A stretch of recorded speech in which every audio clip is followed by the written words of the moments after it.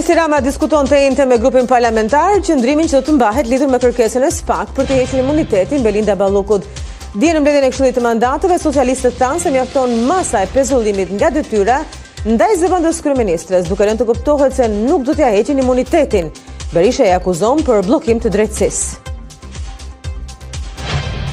Në apelin e posaçëm vijon shqyrtimi kërkesës e Erion Veliet për ndryshimin e masës së sigurisë. Kryebashkiaku i Tiranës ka kërkuar një masë më të butë, duke ofruar edhe garanci pasurore.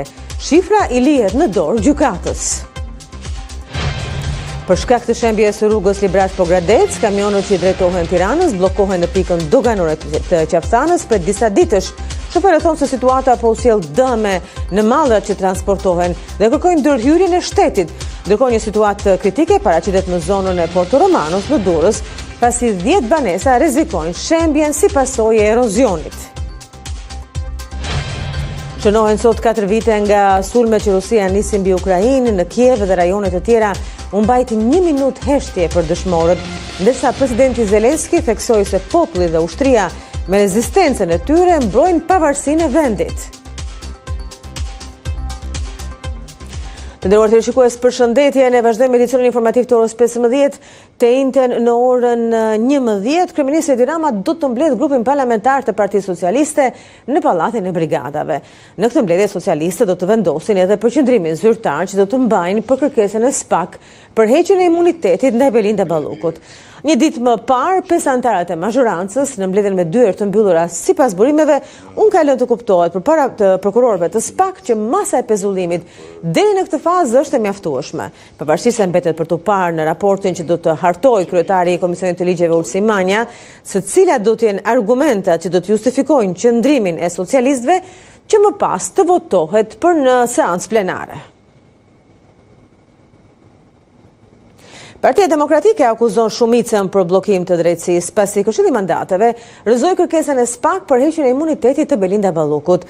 Nga Selia Blu, Sali Berisha denoncoi atë që e cilëson urdhër politik të Edi Ramës ndaj deputetëve socialistë, duke theksuar se edhe institucionet ndërkombëtare kanë kërkuar të mos i vihet pengesë hetimit. Partia Demokratike akuzoi qëndrimin e shumicës ndaj kërkesës së SPAK për imunitetin e Belinda Ballukut, për të cilën një ditë më parë u shpreh kundër kërkesës së prokurorisë së posaçme.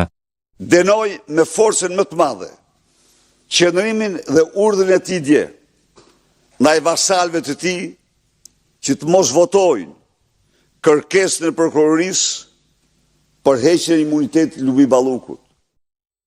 Nga Selia e PD-s, Berisha u shpreh se edhe institucionet ndërkombëtare kanë kërkuar votimin pro kërkesës. Bashkimi Evropian, Komisioni Evropian, Parlamenti Evropian, vendet më kryesore të Bashkimit Evropian kanë folë qartë para shqiptarëve. Asnjë pengesë drejtësisë shkarkohet Lubi Balluku të hiqet imuniteti. Përballë këtij refuzimi, Berisha shprehet se ndryshimi vjen nga protestat. Siç është bërë ditur, siç është bërë tashmë, e qartë, Edi Rama nuk hiqet, nuk jep dorëheqje, Edi Ramën nuk e heq dot drejtësia, Edi Ramën nuk e heq dot komunitetin ndërkombëtar, por atë do ta heqin shqiptarët, do ta shembin atë një lloj si kultin satanik të Enver Hoxhës. Këshilli i Mandateve doli me 2 opinione sa i takon kërkesës së prokurorisë së posaçme për imunitetin e Belinda Ballukut, ku për socialistët është i mjaftueshëm vetëm pezullimi nga detyra.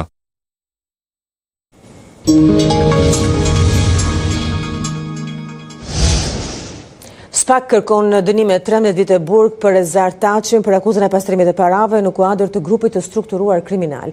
Taçi u gjykuar në mungesë në gjykatën e posaçme. Në pretencën e lexuar nga prokurori Klodian Braho, u kërkua konfiskimi i 18 milion eurove të sekuestruara për llogaritë të këtij hetimi. Shuma e eurove u sekuestrua në llogarinë e një shtetasi italian në një bankë të nivelit të dytë në Shqipëri dhe dyshohet se kishin për origjinë persona të lidhur me mafian. Ish-ministri i Mbrojtjes Fatmir Mediu kërkon përjashtimin e gjyqtares Irena Gjoka përmes avokatit të tij, referuar një vendimarrje të Gjykatës së Lartë të Korrikut 2025. Mediu pretendoi se Irena Gjoka nuk mund të ishte gjyqtare e çështjes. Sipas avokatit, gjyqtarja paraprake mund të jetë gjyqtare e çështjes në themel, vetëm kur gjykimi është i shkurtuar, jo i zakonshëm, si në rastin e Mediut. Meherët për të njëjtin shkak ka kërkuar dorëheqje nga çështja vetë gjyqtarja Gjoka, kërkesë që është refuzuar nga një tjetër gjyqtar. Ato që pretendon prokuroria që sjell si prova, janë disa akte ku nuk përmendet asgjë kundër ministri, nuk kanë asnjë lidhje me ministrin. Sillen më tepër për të krijuar akoma këtë përshtypjen që ministri po diskutohet dhe gjykohet për sa i përket shpërtimit në Gërdec. Unë nuk gjykojmë për shpërtimin në Gërdec. Këtë e ka thënë gjykata dhe prokuroria që në fillim të procesit. Unë gjykojmë për shpërdorim detyre. Dhe në asnjë nga këto prova të sjella nga prokuroria nuk ka asnjë akt ligjor, kushtetues apo vendim Këshillit të Ministrave që ministri mund të ketë shkelur për të përbërë shpërdorim detyre, apo as në lidhje shkaksore në raport me veprimet që janë kryer. Pra është një proces i cili janë sjell dokumenta vetëm për të justifikuar qëndrimin dhe qëllimin e tyre, i cili është i palishëm gjykimin tim për të vazhduar këtë proces gjyqësor. Përmendet një eksperiment kryer në oborrin e ambasadës amerikane në Tiranë dhe mos përputhjen sipas jush me përfundimet e ekspertëve shqiptar. Atëherë do në ekspert amerikan kanë në relacionet tyre kanë deklaruar qartë që është i pa identifikuar ose i pa përcaktuar shkaku i shpërtimit. Kanë treguar që mund të ketë një mundësi nga saldimi, por ndërkohë në aktin e eksperimentimit që ata kanë bërë në ambientin e ambasadës amerikane, kanë thënë që pas 2 minutash nuk mund të ketë nxehtësi që të shkaktojë ndezjen e barutit. Ka disa prova të cilat vinë ndesh me pretendimin e ndezjes zjarrit nga karroca. E para është një dëshmi e gjallë e djalit të ndjerit Deliu, i cili ka qenë në shtëpi dhe në këtë proces gjyqësor ka deklaruar që Jati nuk ka salduar atë ditë karrocë, nuk ka qenë në shtëpi. Dhe ai ka qenë në shtëpi në gjithë kohën deri në momentin e shpërtimit. Dhe kjo është dëshmia më e mirë. Ashtu siç ka dhënë dëshmi të një roje, i cili thotë karroca e fundit është futur 30 minuta para. Pra që bën një lloj konflikti për sa i përket pikërisht këtij momenti të pretendimit të 2 minutësh. Po ashtu vetë të akuzuarit në procesin e gjykimit të themel kanë kërkuar një akt eksperimentimi dhe kanë bërë këtë akt eksperimentimi vetë në të njëjtat rrethana dhe ka rezultuar që edhe sikur të mos ftojë saldimin siç pretendohet, pas rreth 45 sekondash nuk ka një nxehtësi të tillë që mund të shkaktojë zjarrin apo djegjen e barutit. Nëse duam të dimë të vërtetën, nëse duam të jemi përgjigje gjithkujt, mendoj që është interes për të bërë një akt eksperimentimi të tillë. Nuk mund një proces të vazhdojë vetëm me aludime, pa provuar as me ligj dhe as me fakte dhe as me eksperimentim se çfarë ka ndodhur.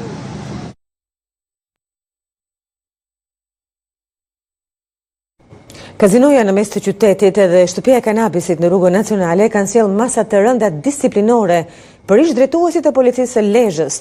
2 ish-zyrtar janë përjashtuar nga policia për shpërdorim detyre, ndërsa ish-drejtori Altin Mena është ulur në grad për 5 vite. Drejtoria e standardeve profesionale pritet të referojë çështjet për hetim edhe në AMP.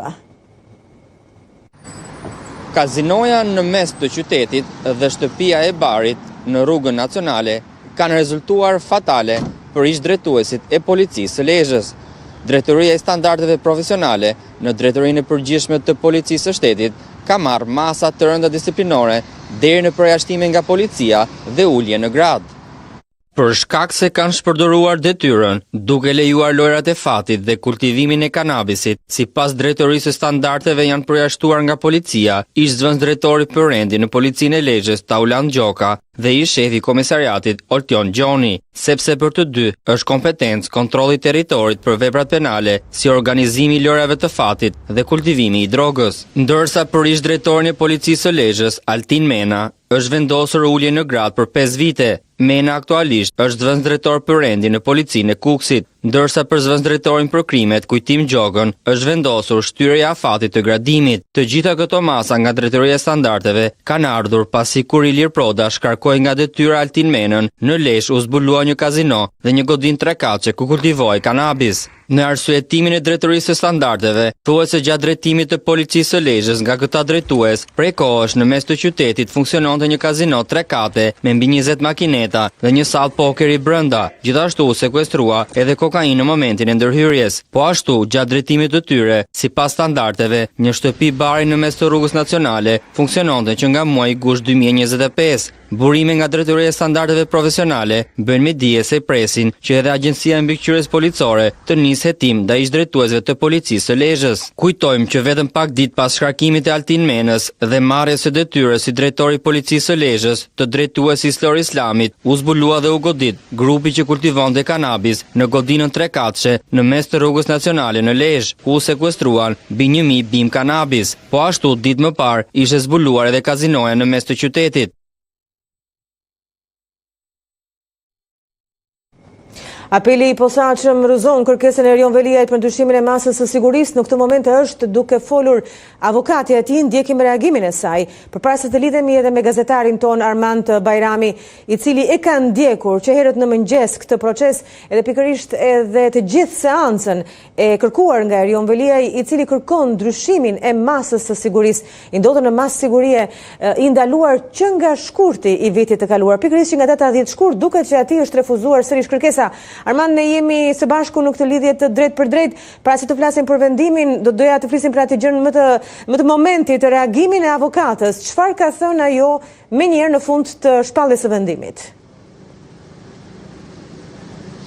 Në fakt avokatja përveç konfirmimit faktit të refuzimit kërkesës bërë nga zoti Veliaj, dhe fakti se ishte vetëm ajo avokatja ditën e sotme dhe ishte zoti Veliaj ai që mbajti vetë qëndrimin e tij mbrojtës kryesisht ose më së shumti të paktën para gjykatës, edhe pse ju refuzua kërkesa. Unë do qëndroja në fakt në vendimin e gjykatës posaçme të apelit, e cila ditën e sotme vendosi të refuzonte edhe një herë tjetër kërkesën e kryebashkiakut të Tiranës Erion Veliaj për ta liruar nga qelitë e paraburgimit. Në apelin e posaçëm, kryebashkiaku Veliaj përmes një ankimit të firmosur nga vetë ai, e theksoi nga vetë zoti Veliaj, pra jo nga ndonjë avokat i tij mbrojtës, kundërshtonte vendimarrjen e gjykatës së shkallës parë të datës 1 shkurt, ku shkalla e parë në një tjetër vendim refuzoi kërkesën e tij për lirim nga paraburgimi.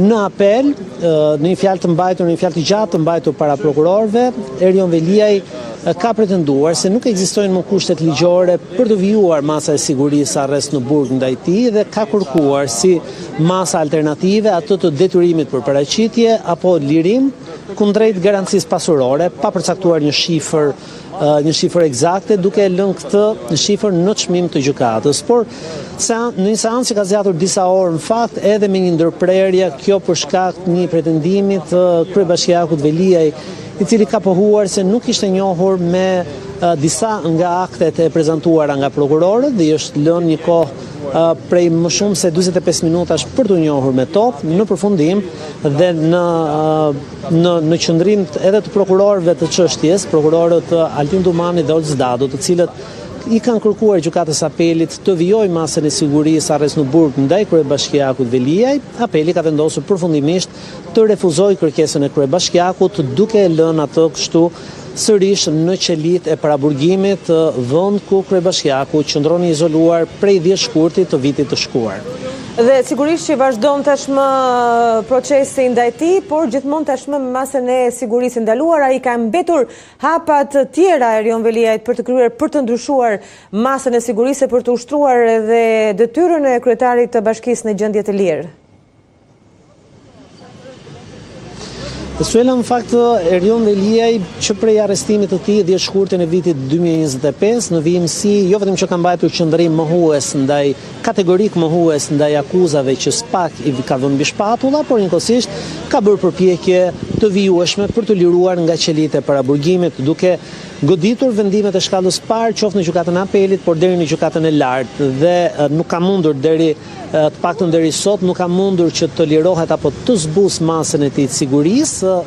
Ndërmarrja e sotme në gjykatën e apelit ishte vetëm hapi i radhës, një kundërshtim i një vendimarrje të fillimit të muajit shkurt, por tashmë kjo është një vendim i shkallës dytë, një vendim i kundërshtueshëm në gjykatën e lartë dhe brenda afateve të përcaktuara ligjore, nëse kryebashkiaku Veliaj e vlerëson dhe besojmë se do ta vlerësojë si të tillë, do ta kundërshtojë edhe këtë vendimarrje të apelit në gjykatën e lartë, atë të shkallës tretë.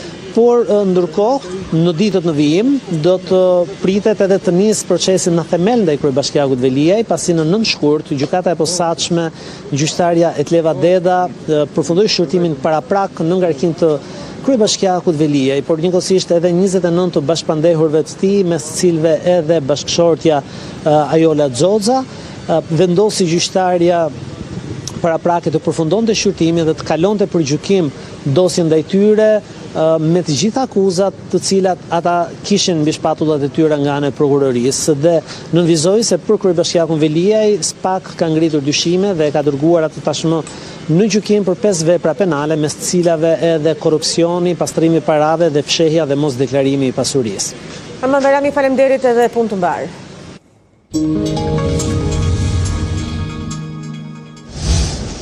Një aksident me pasojë vdekje në shënuar në rrugën Kastriotët në Kamës, në zonën e quajtur tek Pallatet e Verdha. Drejtuesi një automjeti, ende i pa identifikuar, ka përplasur një fëmijë rreth moshës 7 vjeç dhe është larguar nga vendngjarja. Pavarësisht ndihmës së dhënë, i mituri ka ndruar jetë në spital. Grupi hetimor po punon për identifikimin edhe kapjen e drejtuesit të automjetit, si edhe për sqarimin e rrethanave të aksidentit. Aktivistët dhe komuniteti prindërve janë përballur këtë të martë me një surprizë të pakëndshme në dyert e shkollës Fanoli, pasi drejtoresha nuk i ka lejuar që të vendosë një stol në kujtim të Martin Canit, 14 vjeçarit i cili u vra nga një bashkëmoshatar i tij fare pranë kësaj shkolle. Ky stol ishte planifikuar të vendosej këtë të martë pranë shkollës Fanoli në nder dhe në kujtim të Martin Canit, 14 vjeçarit i cili humbi jetën tragjikisht afro 15 muaj më parë. Prindrit e Martinit së bashku me aktivistët erdhën pranë shkollës Fanoli në një vendim të Këshillit Bashkiak të Tiranës si dhe zyrës carsimore për të vendosur këtë stol pranë ambienteve të shkollës, por që u refuzuan të hynin nga ana e drejtoreshës, e cila pretendon se nuk ka një leje të posaçme për vendosjen e këtij stoli në kujtim të Martinit. Jemi jo vetëm të zgënjur, po dhe të indinjuar që drejtoresha e shkollës, jo vetëm që nuk ka marrë asnjë masë konkrete pas ngjarjes tragjike të vrasjes së Martin Canit, por nga ana tjetër zvarrit edhe pengon vendosjen e një stoli që do ishte në të mirë të gjithë shkollës, jo vetëm për kujtimin e një nxënësi të ndjerë tani më, por edhe për ndërgjegjësimin e të gjithë atyre nxënësve të tjerë të cilët mundet për fat keq të jenë ndoshta dhunues dhe viktima në të ardhmen. Ne nuk mund ta fshehim atë ngjarje, po përkundrazi duhet ta përdorim atë ngjarje për të sensibilizuar sa më shumë nxënës. Edhe këto nxënës kanë nevojë të sensibilizohen edhe përmes këtij stoli që do vendoset në një ditë shkolle. Nuk mund vendoset ditë shtunë, vjedhurazi dhe fshehurazi, sepse ne në fakt këtë po e bëjmë për nxënësit, po e bëjmë për shkollën edhe po e bëjmë si një farë mesazhi publik ndaj gjithë prindërve dhe nxënësve të Republikës së Shqipërisë. Dhe kjo nuk mund të bëhet në një ditë të shtunë apo diel në momentin që këtu nuk ka asnjëri. Ne do të luftojmë që ky stol vendoset në ambientet e shkollës, nuk është e rëndësishme tani më ditë shtunë apo të hënë, por ama do të luftojmë deri në pikën e fundit që ky stol vendoset dhe të shërbejë një farë reflektimi për gjithë shoqërinë tonë. E deri kur ky debat të përfundoj, stoli në nder dhe në kujtim të Martin Canit do të qëndrojë përpara hyrjes së shkollës Fanoli, aty ku prindrit presin që të marrin fëmijët pas orarit mësimor.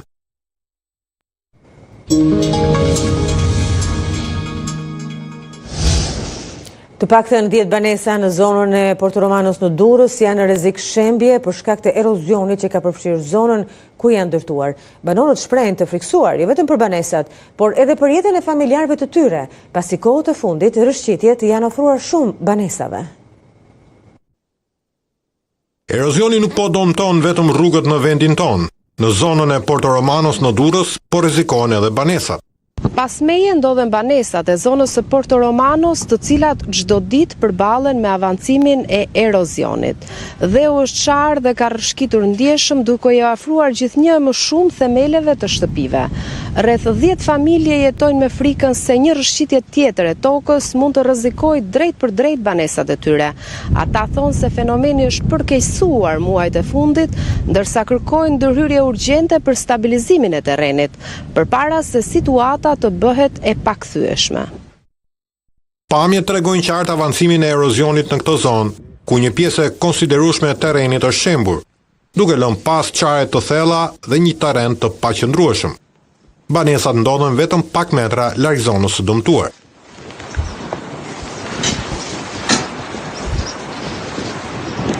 Po është gati 3 vjet ka ashtu. Si ka nis shenja. Ka vazhduar shenja të nis, po simjet kur herë më shumë se simjet. Kjo shihet se si është prish rruga, presë tutë deri që të dalë të prish gjithë rruga, edhe na rrezikojnë edhe shtëpiat. Ne jemi të rrezikuar nga dita në ditë, ne jemi të rrezikuar nga erozioni toshë, nga këto e kemi bën prezente, kemi shkuar njoftuar me atë kapacitetin që kemi ne, deri ke njësia administrative, do vim kanë thonë, deri tash nuk shohim që s'kan ardhur. Edhe kjo pritet me ik e padukshme. Pra në shtetit ku do të më marrë masa me çdo kusht, se do të më mërët të familje, se këte në tepër në rrezik. Ndërsa erozioni vijon të avancoj, familjet në rrezik jetojnë çdo ditë me pasigurinë se toka poshtë banesave të tyre mund të rrëshqasë në çdo moment, në pritje të një reagimi nga institucionet përgjegjëse. Parkingu i pikës kufitare të Qaftanës është të mbushur me kamion nga shtete të ndryshme që ndodhen të bllokuar në pamundësi për të vijuar itinerarin e tyre drejt Tiranës apo Durrësit. Drejtuesit e kamionëve shprehen se ndodhen në situatë të vështirë prej disa ditësh, ndërsa kërkojnë ndihmën e shtetit shqiptar për zgjidhjen e situatës.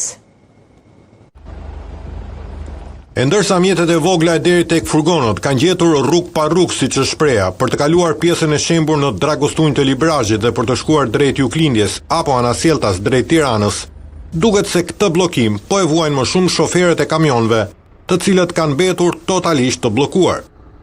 Parkingu i pikës doganore të Qaftanës është i të mbushur si asnjëherë më parë me mbi 50 kamiona të tonazhit të rënd nga shtete të ndryshme, si Turqia, Maqedonia e Veriut, Bullgaria dhe më gjerë, të cilët janë të detyruar të presin, pasi nuk kanë mundësi tjetër për të kaluar drejt Tiranës apo Durrësit.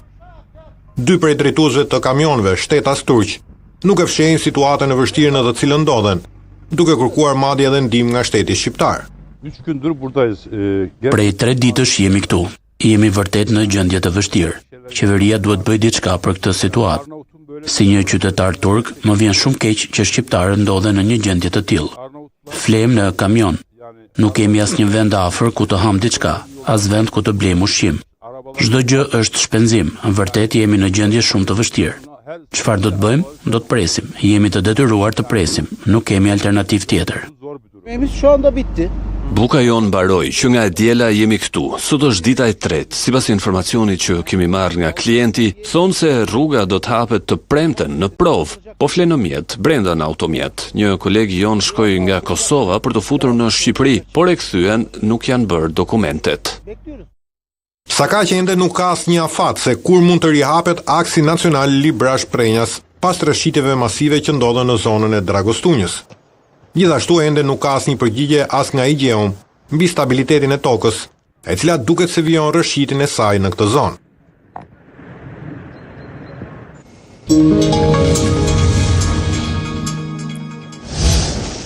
Kanë kaluar 4 vite që nga momenti ku Rusia nisi një përpjekje në shkallë të gjerë për pushtimin e Ukrainës. Në Kiev dhe rajonet e tjera u mbajt 1 minutë heshtje për të rënët, ndërsa presidenti Zelenski theksoi se populli dhe ushtria me rezistencën e tyre mbrojnë pavarësinë e vendit. Ukraina shënon për vjetorin e 4 të përpjekjes për pushtim të plot nga Rusia.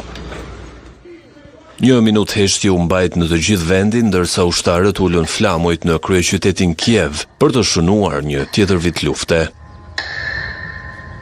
Një grua duke fshirë lotët ju bashkua të tjerëve duke brohoritur, lavdi heronjve, vdekje armiqve, Ukraina mbi gjithçka, përpara se të heshte përsëri. Presidenti Volodymyr Zelensky, ndërsa përkujton të rënët, thekson se Ukraina ka mbrojtur pavarësinë e saj që nga pushtimi i Rusisë dhe nuk do t'i tradhtojë sakrificat e bëra nga populli, ndërsa kërkon paqe. Побувавши в Україні, згадуючи початок вторгнення і дивлячись на Historia po na vazhdon nga afër. Marrëveshja nuk duhet thjesht të nënshkruhet, ajo duhet të pranohet nga ukrainasit, duke hedhur vështrimin pas, në fillim të pushtimit dhe duke reflektuar mbi të sotmen. Kemi të drejtë të themi, ne kemi mbrojtur pavarësinë tonë, nuk e kemi humbur shtetësinë tonë. Ukraina nuk ekziston vetëm në hartë. Ukraina është një aktor në marrëdhënie ndërkombëtare. Kryeqyteti ynë qëndron dhe gjithashtu qytetet e tjera. Putin nuk i ka arritur qëllimet e tij. Ai nuk i ka thyer ukrainasit. Ai nuk e ka fituar këtë luftë. Ne kemi ruajtur Ukrainën dhe do të bëjmë gjithçka për të siguruar paqen dhe drejtësinë. мир і щоб була справедливість. Kjo është lufta më e gjatë e Vladimir Putinit për Rusinë. Pak ditë më parë, ajo u bë edhe më e gjatë se lufta e dytë botërore, e cila për Moskën filloi vetëm në vitin 1941, kur Stalini mosbesues u paralajmërua nga gjeneralët e tij se Hitleri kishte pushtuar vendin e tij dhe se aleanca midis komunizmit dhe nazizmit ishte shkatruar. Pavarësisht se sot lufta në Ukrainë mbush 4 vjet, në realitet, ajo ka vazhduar për shumë vite të tjera, pasi filloi në vitin 2014 me pushtimin e parë rus, i cili mori kontrollin në pjesë të Donbasit dhe Krimes.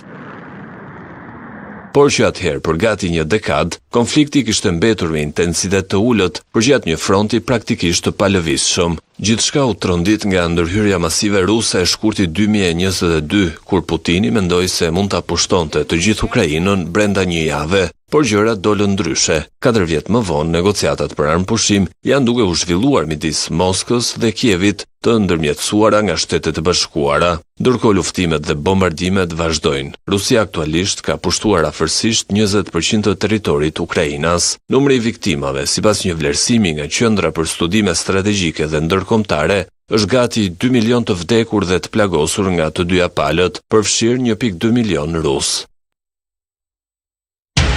Të nderuar të shikues, ne këtu kemi përfunduar. Për zhvillimet më të fundit na ndiqni në faqen tonë të internetit adysjenen.com. Faleminderit për vëmendjen.